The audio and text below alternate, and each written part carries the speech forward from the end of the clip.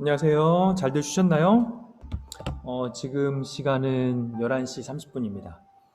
낮이 아니라 저녁입니다. 어, 아내가 들어오지 않는다고 그래서 집문을 걸어 잠그겠다고 혼나면서 이렇게 라면 하나 먹으면서 여러분에게 이렇게 강의를 열심히 하려고 합니다. 여러분에게 동정의 표를 얻자고 이렇게 말씀드리는 건 아니고, 여러분 진짜 이 말씀 붙들고 하나님의 모양과 형상을 매일의 일상에 살면서 회복해 가려고 많이 애쓰셨으면 좋겠어요. 그래서 정말 하나님의 나라가 이 청주 땅 가운데에, 이 나라 가운데에, 열방 가운데에 다시 한번 하나님의 나라가 꽃피울 수 있기를 같이 한번 꿈꾸고 기대하며 했은 마음에서 이렇게 수고한다라고 여러분에게 좀 말씀드리고 싶었어요. 여러분 있는 자리에서 하여튼 최선을 다해서 그리스도인으로 멋지게 좀 살아주시기를 부탁을 드립니다. 아까 들었던 앞 시간에 했던 내용을 한번 정리를 한번 해볼게요. 사진을 보면서 예, 북이스라엘 있죠? 북이스라엘이 아수르에 의해서 722년에 멸망하게 되죠. 남유다는 바벨론, 신흥 바벨로니아 느부갓네살에 의해서 멸망하게 됩니다.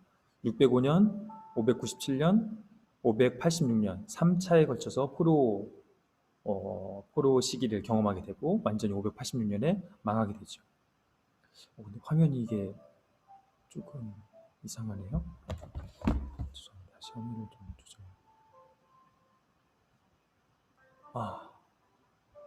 잘 보이시나요? 아까부터 화면을 이렇게 했었어야 되는 것 같은데 잠시만요.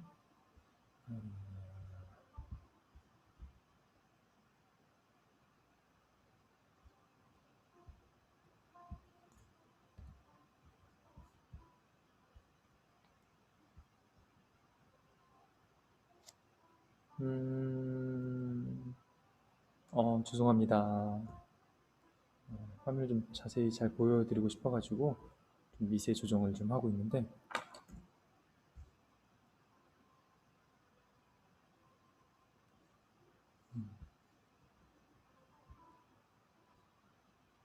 우선 이렇게 해볼게요. 무대 A라는 곳에 이때는 이제 무대가 두 개가 됩니다. 예루살렘이 있는 이 유다 지역, 그 다음에 바벨론의 포로로 잡혀가 있는 사람들이 있기 때문에 바벨론 지역에도 이스라엘 백성이 유대인들이 그곳에 있었던 것이죠. 예레미야는 이 시기에서부터 계속 70년 동안 바벨론의 포로 생활을 해야 된다. 수많은 다른 예언자들이 아니다, 말도 안 된다. 주님께서 여호와께서 우리를 곧 구원해 주실 것이다. 어떤 게 더 믿음 있는 고백인 것 같으세요? 하나님께서 금방 우리를 구해 주실 것이다. 이 괴로움과 고통으로부터 건져내 주실 것이다. 이게 대단히 믿음 있는 고백인 것처럼 들리죠. 하나님께서 그렇게 하실 수 있는 분이고 또 그렇게 하길 원하십니다. 그러나 하나님께서는 때로는 필요에 의해서 우리를 고통 가운데 놔주실 때도 있습니다. 그럴 때에 하나님의 말씀을 들어서 외치는 예레미야의 이 예언의 선포의 말, 우리가 듣기는 싫지만은 그게 하나님의 말씀이 맞다라면은 분별할 수 있는 능력이 우리한테 필요한 것 같아요. 근데 이 분별하는 것이 참 쉽지 않습니다. 분별을 위해서는 기도하는 방법밖에 없는 것 같아요. 근데 무대 B에서는 다니엘이 1차 때 포로로 잡혀갔고요. 2차 때는 에스겔과 에스더 1만 명의 사람들이 포로로 잡혀갔습니다. 이렇게 하다 보니까 이제 무대 A와 무대 B 두 개로 나눠지는데, 이때의 예언의 말씀은 다니엘과 에스겔이 예언서로, 사실 묵시문학적 요소가 더 많은데 예언서로 분류되어져서 이때 기록이 되어졌습니다. 포로 귀환 시대인데 538년에 포로 귀환 명령이 떨어지면서 고레스 칙령으로 536년에 수르바벨과 예수유아가 무대 A 지역으로 포로 귀환을 하게 됩니다. 이러한 내용이 에스라야 1장부터 7장까지의 내용이 기록이 되어져 있고요. 이때 학개와 스가랴가 성전 건축이 지연되는 것에 대해서 하나님의 말씀을 다시 한번 선포하면서, 성전, 너희 집을 짓는 것에서 손이 빠르지만은 성전에 대해서 열심히 없는 유대 백성에게 강력하게 촉구하죠. 성전이 이때 520년에 재개되어져서 516년에 완공이 되어집니다. 에스더 발생. 에스더 478년에 아하수에로 왕 때에 에스더가 활동을 하면서 이스라엘 백성이 씨가 마를 뻔한 위기에서 구해지죠.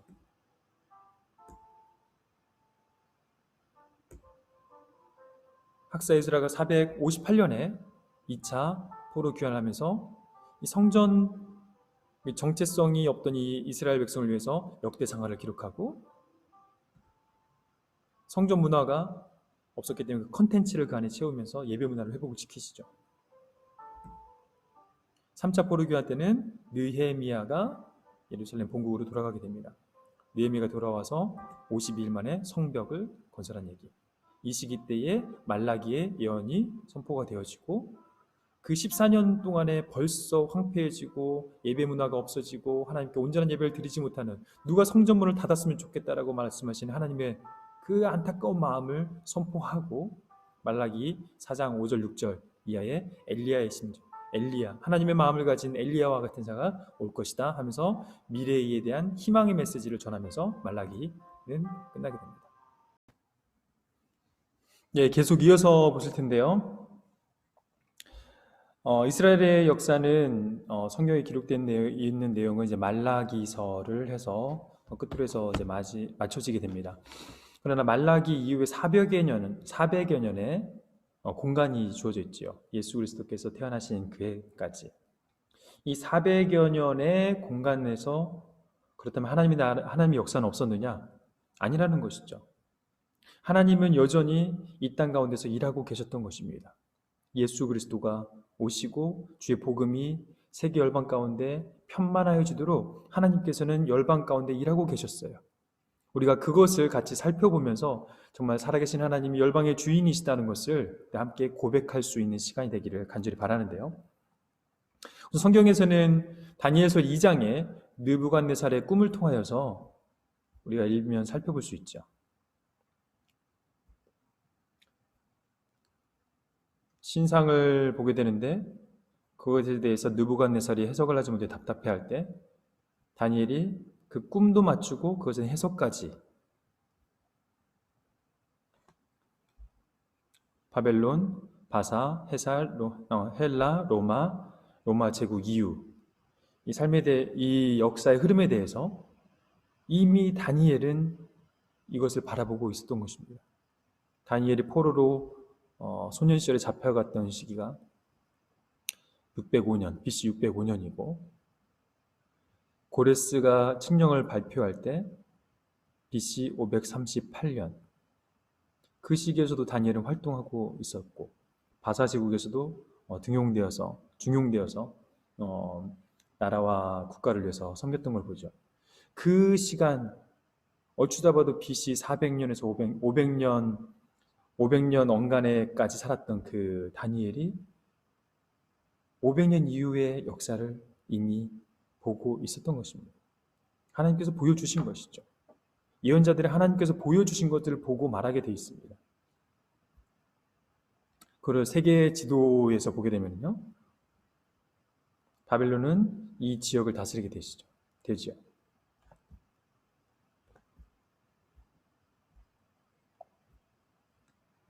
페르시아는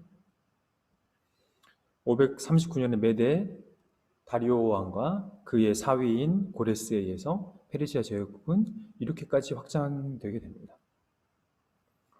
페르시아의 확장이 의미가 있는 것은 페르시아는 계속해서 이 유럽 지역에 대한 욕망함이 항상 있었어요. 이 유럽 지역에 가고 싶다, 넘어가고 싶다. 육상 전투에서는 아주 탁월한 전투력을 가지고 있는데 해상 전투에서는 치명적인 약점을 가지고 있었죠. 그래서 이쪽에 스파르타, 마라톤, 그리스 아덴, 마케도니아 지역, 이 지역에 넘어가기 위해서 부단히 여러 차례의 전쟁을 시도하지만 계속 패배하게 됩니다.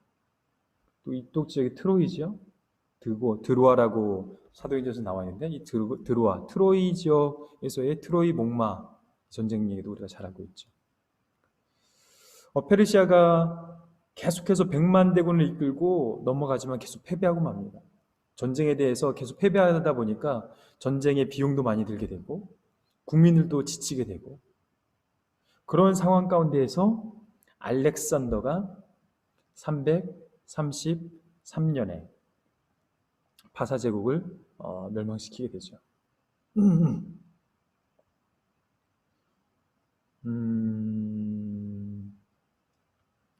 그래서 알렉산더가 이 전 지역을 다 먹고 페르시아를 포함한 이 모든 지역을 다 점령하는데 10년밖에 걸리지 않았다는 거예요. 알렉산더가 333년에서 323년까지 10년, 횟수는 11년, 만 10년 정도 세계 정복을 나서는데 그의 나이가 323년에 죽을 때 고작 33세, 예수님이 돌아가실 때의 나이하고 똑같죠.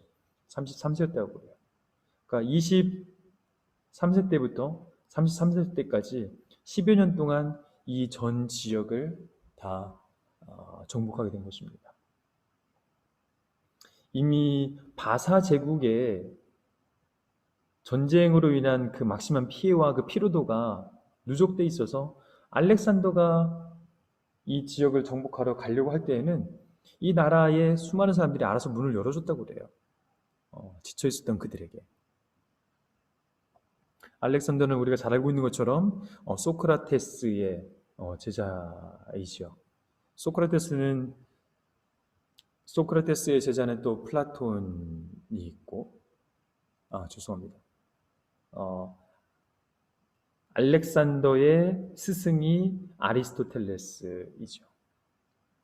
아리스토텔레스의 스승은 플라톤의 스승은 또 소크라테스이지 않습니까? 그 시기가 바로 이 시기인 거죠.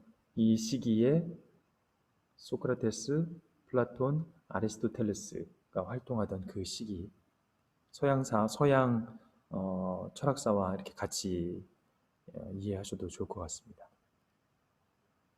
근데 아리스토텔레스가 너무 일찍 죽다 보니까 초기에는 7명의 장수, 나중에 4명의 장수, 이 전 지역을 그래서 중국에는 큰 덩어리로 4명의 장수가 다스리게 되는데 이쪽 지역에서는 이 셀루코스 왕조와 프톨레미 왕조 2개의 왕조가 서로 힘겨루기를 합니다. 이스라엘은 이 지역에 있죠. 이 두루와 시돈도 보이고 두루와 시돈도 이쪽에 보이고 욥바, 가사, 예루살렘 여기 보이시죠? 이쪽 지역이 이제 예루살렘을 포함한 이곳이 이제 팔레스타인 유대 땅이 되었습니다. 처음에 이 지역은 프톨레미 왕조에 속해 있었거든요.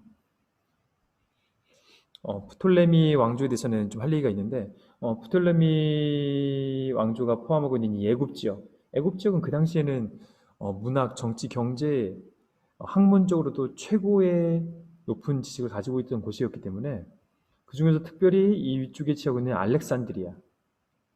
알렉산드리아는 그 당시 지식인들의 보고. 그래서 프톨레미 왕조 2세, 프톨레마이오스 2세는 이 당시에 전 세계에서 가장 큰 도서관을 만들고 싶었어요. 그런 야망이 있었어요. 그래서 전 세계 도서들을 다 모으고 서적화하고 도서화하는데 그들이 못 만들었던 것 중에 하나가 히브리 성경이었어요.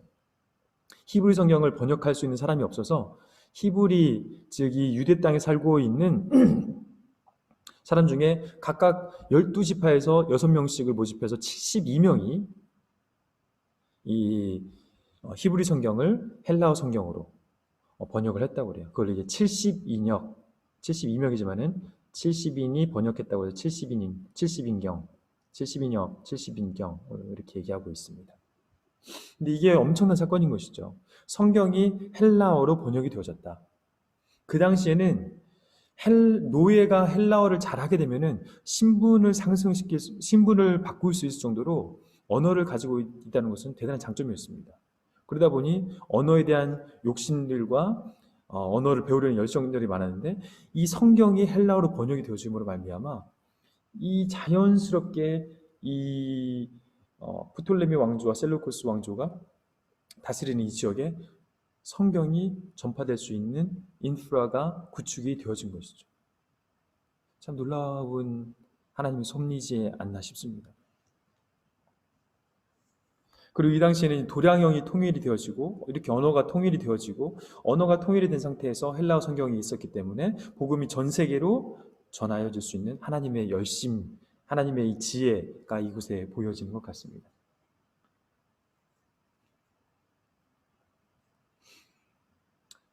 그리고 좀 앞에서 나왔어야 되는 얘기이긴 한데, 이제 회당 문화라는 것이 이제 계속 진행이 되고 있습니다. 남유다가 포로로 잡혀가면서 이미 성전은 회파되어지고 없어졌기 때문에 70일 동안 노예 생활을 하면서 그들은 성전이 없기 때문에 말씀을 받고 배울 수 있는 공간이 필요했는데 그 회당이라고 하죠. 성인 10명만 모여도 바로 회당을 지었다고 합니다. 이스라엘 백성은. 그래서 유대인이라고 불려지는 시점도 바로 그 바벨론이 통치하던 시점인데 그때의 회당 문화가 활성화되어지고 회당에서 그들이 가르치는 일들을 열심히 하는데 그 사람을 랍비라고 불렀습니다. 랍비들이 이 말씀을 해석하고 재해석해내고 그거를 가르치는 유대인의 전통과 율법을 그들이 새롭게 또 만들어내고 해석해고 그러다 보니 탈무드라는 해석서도 나오게 되고 미드라시라는 책도 나오게 되고 그래서 랍비의 위치가 제사장의 위치보다 상당히 높아진 이렇게 역전이 된 시기가 바로 이 시기입니다. 그래서 예수님 시대도 랍비에 대한 얘기가 많이 나오죠. 랍비가 그 당시에 그 누구보다도 존경을 받는 인물들이었던 것이죠. 말씀을 해석해낼 수 있고 그들이 만들어낸 이 율법에 대한 지식들, 정보들, 해석서들, 재해석해낸 이런 모든 것들이 어느 순간부터는 이 율법 본질인 하나님의 말씀보다도 더 중요해져 버렸던 그래서 율법을 하나님의 마음과 하나님의 주장하시는 것보다 즉 하나님의 모양과 형상을 따라 이 땅에서 어떻게 하나님의 사람으로 살아낼 것인가에 대한 집중보다도 그들은 이 율법 사람들에게 보여지는 율법을 어떻게 잘 지켜냄으로 말미암아 사람들에게 인정받고 존경을 받을 것이냐 이것에 대한 관점이 많았죠. 근데 예수님께서 이것에 대해서 질타를 하시다 보니까 이 율법을 가지고 가르치는 위치에 있고 하는 바리새인과 서기관들 예수님을 죽이려고 했던 것이죠. 대중의 인기를 먹고 살았던 그들 특별히 바리새인들은 대중의 인기 외에는 없었거든요. 돈을 추구하지도 않았기 때문에 서기관들과 사두개인들은 돈과 정치에 많이 관여되어 있었지만 특별히 바리새인들은 예수님을 이 대중의 인기를 가져간 예수님에 대한 증오와 미움의 마음이 되게 컸던 것 같아요.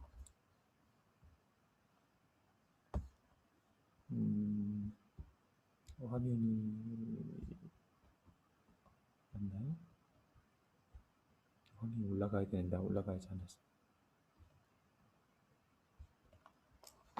지금 얘기하다가 좀 얘기가 샜는데 회당 얘기를 하다 그랬군요. 회당. 그래서 회당이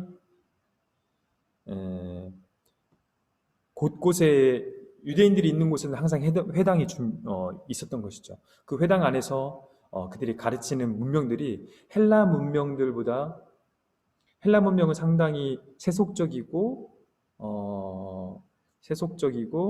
그다음에 이 성적 타락과 관련되어져 있어서 이것에 대해서 좀 진절머리가 나고 그것에 대한 매력을 느끼지 못했던 사람들 중에서 일부는 경건하고 좀 진지한 인간에 대한 이해, 거룩한 삶, 경건한 삶을 추구했던 사람들이 회당을 자주 방문했다고 그래요. 그래서 예수님 시대도 보면은 또 사도행전에도 보면은 경건한 사람들이란 표현이 나오는데 그 사람들이 그 시민권 자기의 그 시민권은 바꾸지 않았지만은 이 유대교에 대해서 관심을 가졌던 수많은 사람들이 있죠. 그 중에서 개종을 한 사람도 있고 그래서 이방인, 헬라파, 그리스도인들이 그래서 많이 나온 것입니다. 그렇게 해서 프톨레마이오스하고 셀루코스 왕조에 대한 얘기는 이 정도만 해도 될 것 같고요.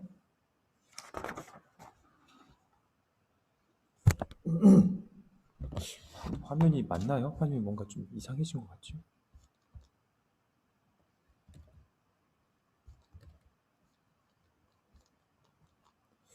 뭔가 좀 이상한 것 같은데 제가 지금 잘 못 찾는 건가? 예, 된 것 같습니다.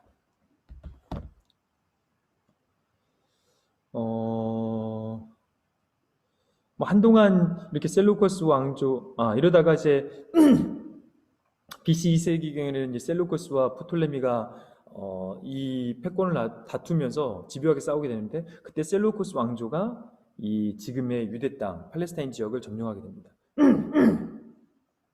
그 당시에 이제 로마는 서서히 강력한 좀 부강해지면서 힘이 강력해지는 시기였었고요. 그래서 이 셀루코스 왕조와 이 로마가 계속해서 격돌을 하는 거예요.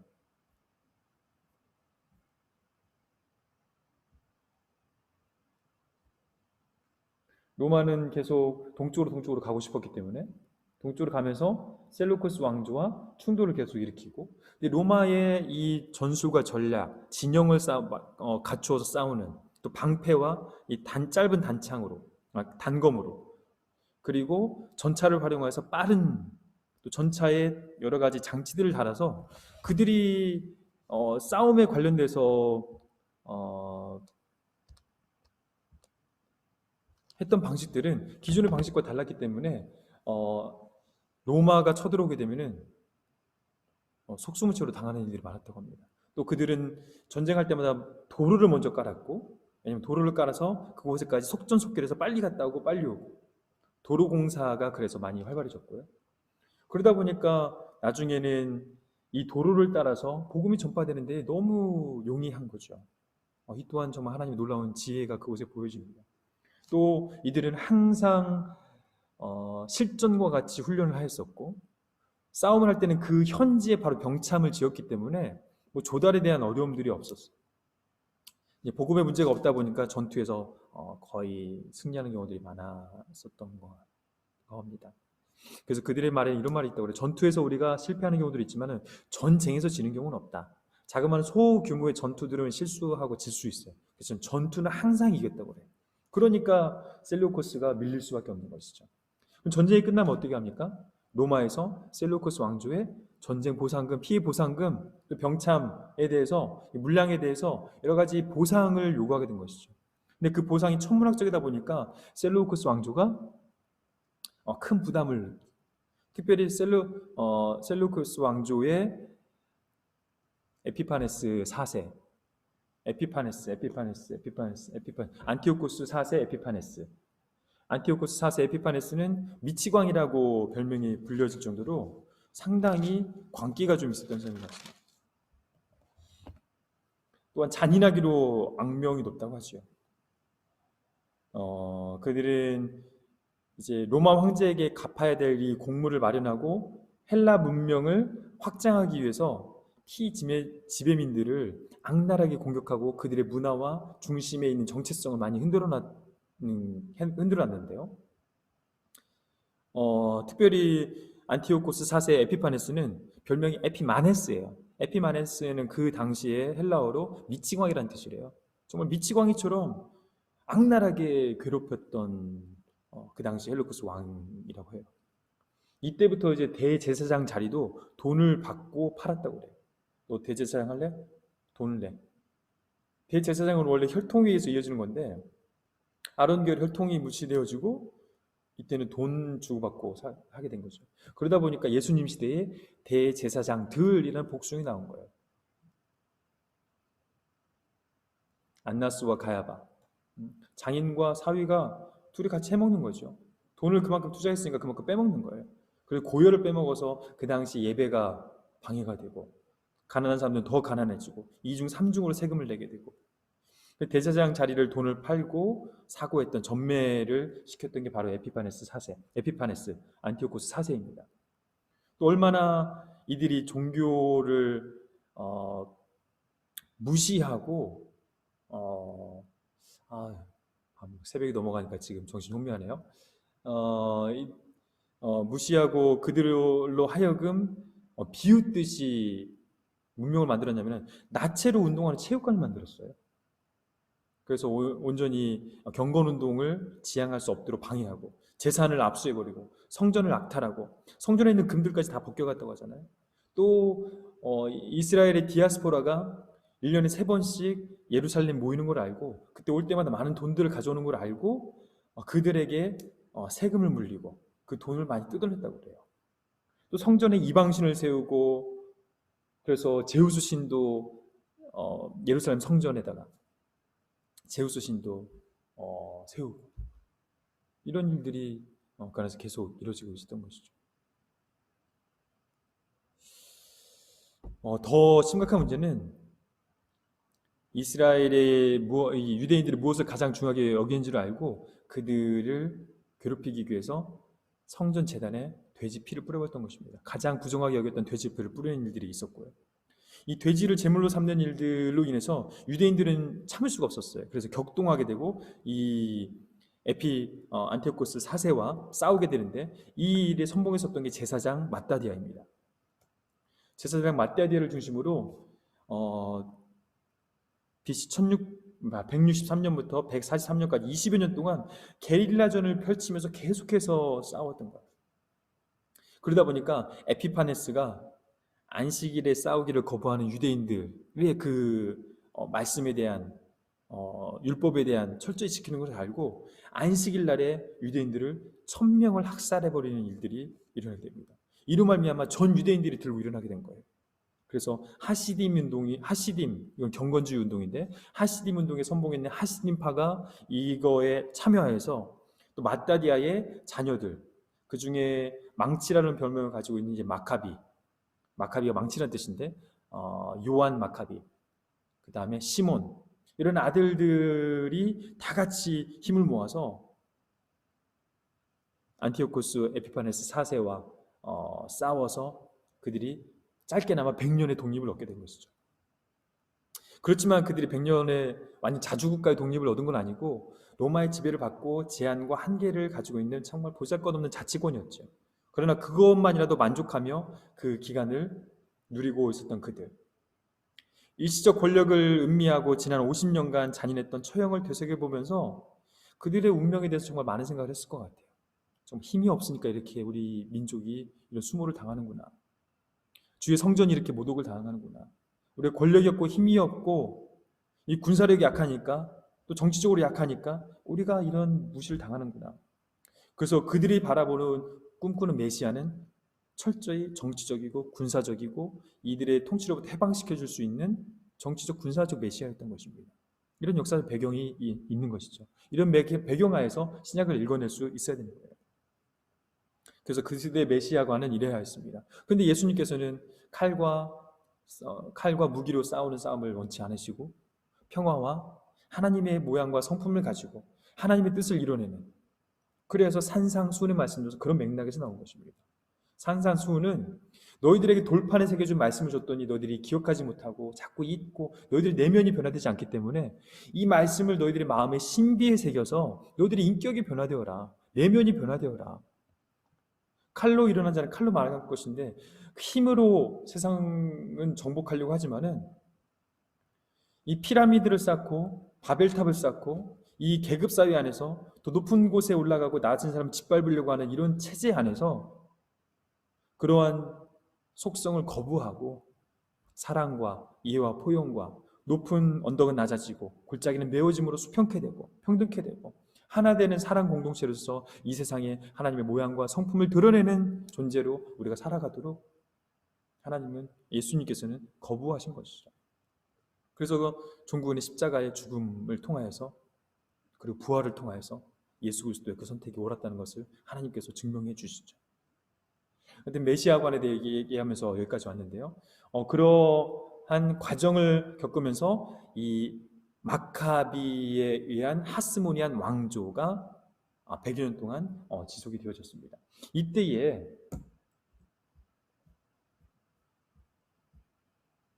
이 장면을 같이 봤어야 되는데 이때에 하스모니안 왕조 시기에 요한 힐카누스가 에돔까지 이 지역까지 정복을 하게 돼요. 에돔하면 누가 생각나냐면 바로 헤롯입니다.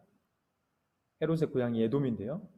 헤롯의 가문이 이때 마카비 가문의 부하로 복속이 되었습니다. 그러면서 어, 유대인으로서 그 안에 인정을 받게 되는데요. 근데 헤롯 하면은 이름이 너무 많이 나오죠. 너무 헷갈려요. 그래서 헤롯에 대해서는 표로 다시 정리를 한번 해드려야 될 것 같아요. 근데 이때의 헤롯은 헤롯 안티파스 1세입니다. 그래서 마카비 하스모니안 왕조 안에서 충실하게 있었는데 정치적 감각이 워낙 좋았다고 그래요. 근데 그의 아들인 헤롯 안티파터, 헤롯 안티파터가 있는데 헤롯 안티파터도 동일하게 정치적 감각이 워낙 좋아서 그 당시에 세계 정세를 보니까 세계 정시의 주도권이 이미 로마에게로 넘어간 것을 알게 되었고, 그래서 로마와 친하게 지내야 되겠다. 근데 이 당시에 서로마는 케사르 시저가 다스리고 있었고, 동로마 쪽은 폼페이우스가 다스리고 있었는데, 폼페이우스가 이쪽을 다스릴 때에 그 길을 열어줌으로 말미암아 쉽게 이 지역, 팔레스타인 지역, 예루살렘을 끼고 있는 이 유대 땅을 통치하는 데에 쉽게 문을 열어주는 역할을 헤롯 안티파터가 하게 됩니다. 폼페이우스와 가까이 지내면서 그렇게 해서 헤롯 안티파터가 폼페이우스에서 이곳의 총독으로서의 총독으로서의 지위를 획득하게 됩니다. 근데 폼페이우스와 율리우스 시저가 계속 갈등을 일으키고 권력 투쟁을 하고 있는 상태에서 BC 48년에 폼페이우스가 패배를 하게 됩니다. 케사르 시저에 의해서. 이때 가이사가 안티파터를 온 유대의 총독으로 다스리도록 허락을 하죠.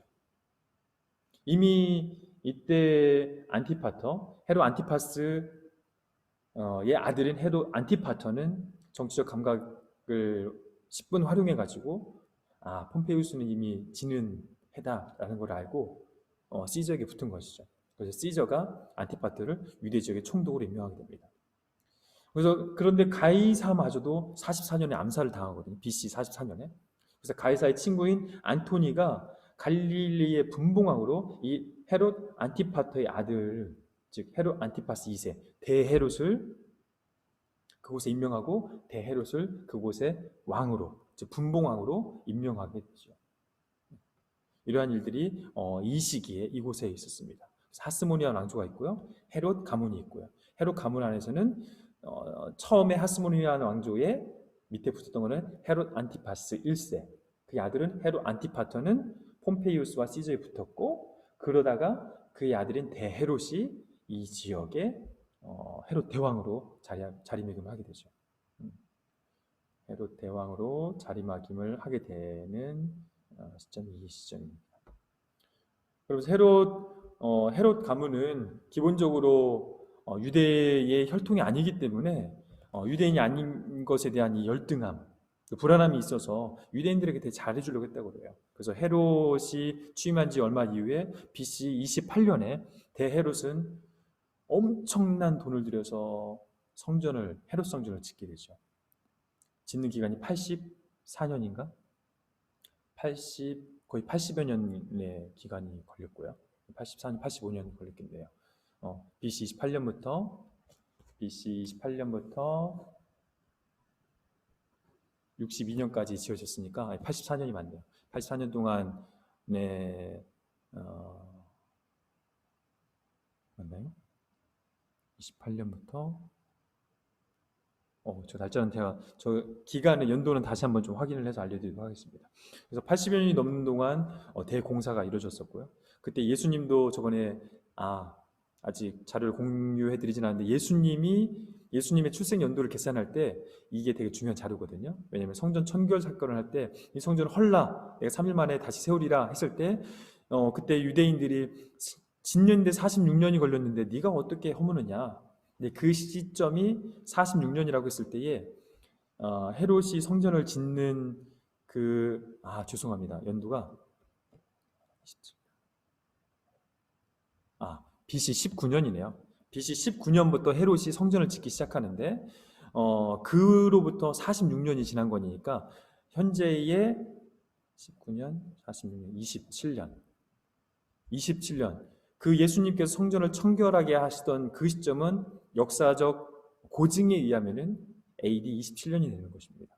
근데 예수님께서 공생애를 시작한 시점은 첫 번째 유월절 때 행하신 일이 성전 성결살거리거든요. 네, 그 첫 번째 유월절 30세 때 공생애를 시작하셨기 때문에 그 30세 때 그 연도는 AD 27년, 즉 그래서 예수님의 출생 연도를 BC 4년 설로 보는 분들이 있습니다. 좀 얘기가 많이 엇나가긴 했는데 지금 하여튼 이 헤롯 가문과 하스모니안 왕조에 대해서 설명을 드리고 있습니다. 그렇게 하면서 이쪽 지역에서는 지금 헤롯 대왕이 다스리고 있는 시기이고 로마 전체 지역에 대해서는 가이사가 죽은 이후에 그의 친구인 안토니가 클레오파트라고 이 시기에 또 결혼을 하게 되죠. 희대의 결혼이라고 전설과 같이 남아있지만은 그러면서 BC 31년 악티움 해전 때 안토니와 그 다음에 옥타비아누스, 가이사의 조카이자 양자인 옥타비아누스가 싸우면서 옥타비아누스가 승리하게 되고 이로 인하여서 BC 27년에 로마 의회는 옥타비아누스를 아구스토라고 칭호를 내리면서 우리가 소위 말하는 팍스 로마나 힘으로 이 지역을 억눌러서 평화롭게 만드는 팍스 로마의 시기가 이 시기부터 이제 주어집니다. 이제 누가복음서를 기록할 때에도 그 의사인 누가가 거기 아구스도가 천하에 호령할 때, 천하에 호적을 명할 때라고 나오죠. 그때의 아구스도가 바로 이 시점인데 아구스도의 호적을 명한 그 시점을 가지고도 예수님의 나이를 추측할 때 중요한 자료가 되는데요. 아구스도가 천하에 호적을 명한 때가 3번인데 지금 얘기가 계속 건너가서 죄송하긴 한데 호적을 3번 명하는데 지금 BC 27년, BC 27년에 취임하던 시기, 그 다음에 AD 14년, 그가 죽던 시기, 그 다음에 BC 6년 이렇게 3번의 천하에 호적을 하는데 과연 예수님이 태어난 그 시점에서 호적을 하는 거는 몇 년도겠느냐 했을 때 27년은 갓 부임한 시기라 그리고 AD 14년은 그가 죽을 시기였기 때문에 그만큼 힘을 발휘할 수 없었고 대부분 이 시기로 추측을 합니다. 근데 워낙 넓었었기 때문에 여기에서 내린 명령이 이쪽 유대 지역까지 오는 데에 적용되는 한 2년 정도 걸리지 않았을까. 그래서 BC 4년설을 예수님의 출생 연도로 보통 일반적인 중론이 모여지는 것 같습니다.